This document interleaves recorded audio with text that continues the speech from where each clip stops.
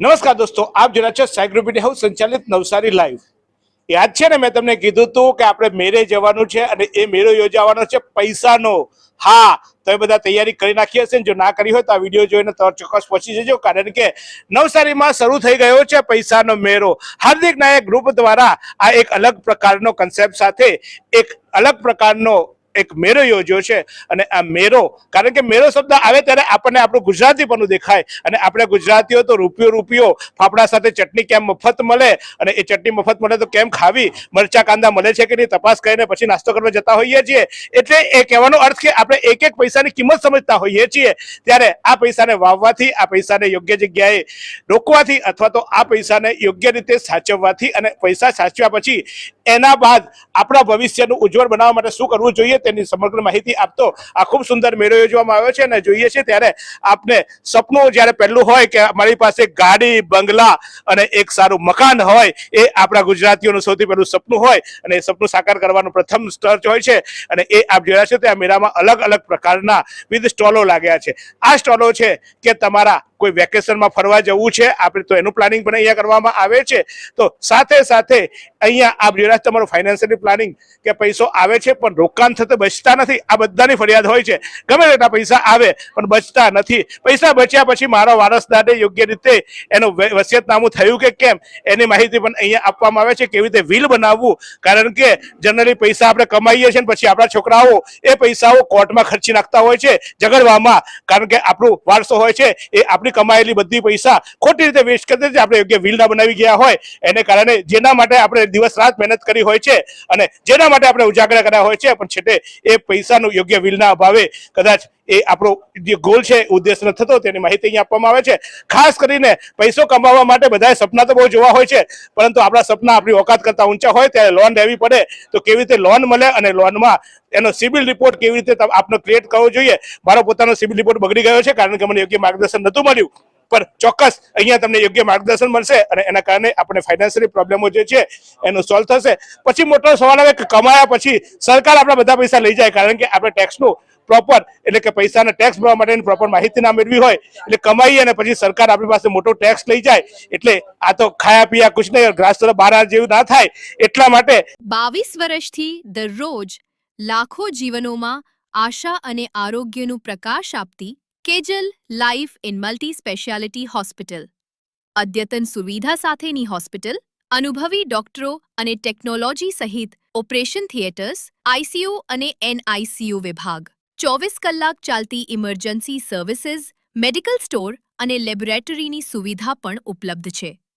Hospital સેવાઓ જેમ કે ઓર્થોપેડિક વિભાગ, મગજ અને સ્પાઇન વિભાગ, યુરોલોજી અને હૃદય રોગ વિભાગ, જનરલ સર્જરી વિભાગ, ઈએનટી અને ગેસ્ટ્રોએન્ટરોલોજી વિભાગ, બાળ રોગ વિભાગ, ફિઝિયોથેરાપી સુવિધા, ડેન્ટલ, મનોચિકિત્સા વિભાગ, સ્કિન એસ્થેટિક અને પ્લાસ્ટિક સર્જરી વિભાગ, અને 800 થી વધુ ડાયાલિસિસ કરતું નવસારીનું એકમાત્ર ડાયાલિસિસ સેન્ટર.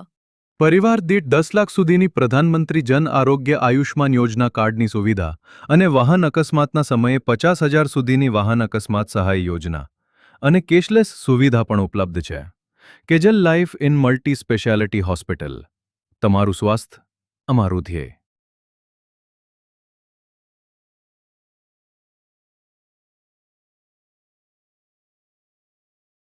કેવી રીતે ફાઇનાન્શિયલી તમારું રિટર્ન અને અન્ય કેવી રીતે ભરવું એની માહિતી પણ અહીંયા આપવામાં આવી રહી છે. પણ આ મેળાના જે ઉદ્દેશક છે, કારણ કે મેળો તો યોજાય, બધા મેળા તો બધા બહુ માલવાના હોય, પછી એ હા ભાઈ હા, તમને તો મેળો એટલે શિવરાત્રીનો દેખાય, કારણ કે શિવરાત્રીના મેળામાં મજા અલગ આવે, પણ આ મેળો આખા જીવનનો મેળો છે.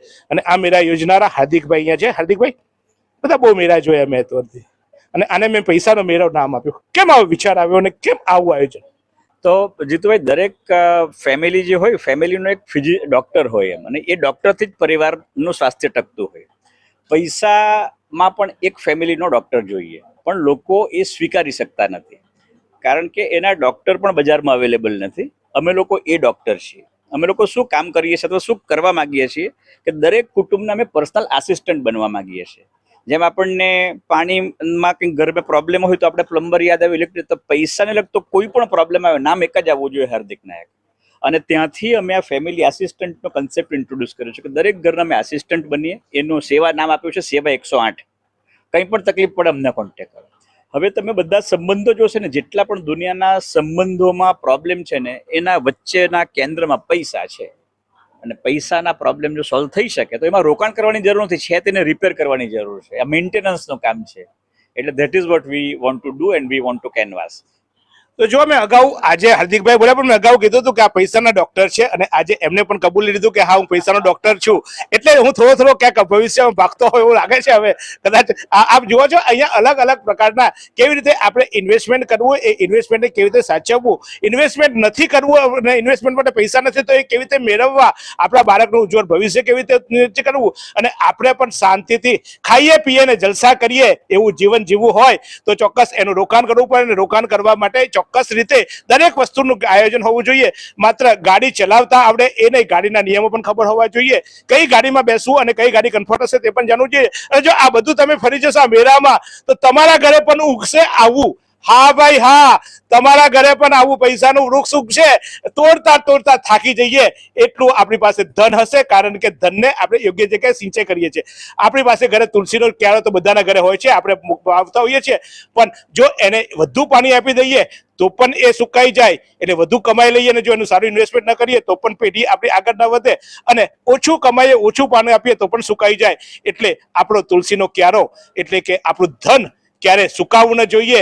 જૂના જમાનામાં એ બધાને આપણે ખ્યાલ છે કે સોના મોહરો દાટીને રાખતા હતા અને પછી ત્યાં નાગ મૂકતા હતા. એ નાગની જરૂર નથી, અત્યારે જ્ઞાનની જરૂર છે, અને જ્ઞાન મળે છે આવા મેળાઓ થકી, આવા આયોજનો થકી. અને હાર્દિક નાયક ગ્રુપે આયોજન કર્યું છે. તો આજે એટલે કે 23 તારીખ અને 24 તારીખ, હા આજે તો તમે કદાચ આ જોશો વિડીયો તો આજે રાતે અને કાલે આખો દિવસ રવિવારની રજા.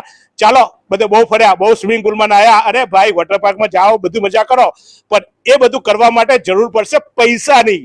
અને એ પૈસો મળશે આવા અહીંયા આવા સુંદર માહિતી થકી, આવા આયોજનો થકી. તો આવો કાયમ સ્વિમિંગ પુલમાં નાહવા માટે મોટો બંગલો હોય, ગાડી બંગલા હોય એવું ઈચ્છતા હોવ તો એક દિવસ 1 કલાક કાઢજો આ મેળાની મુલાકાતે.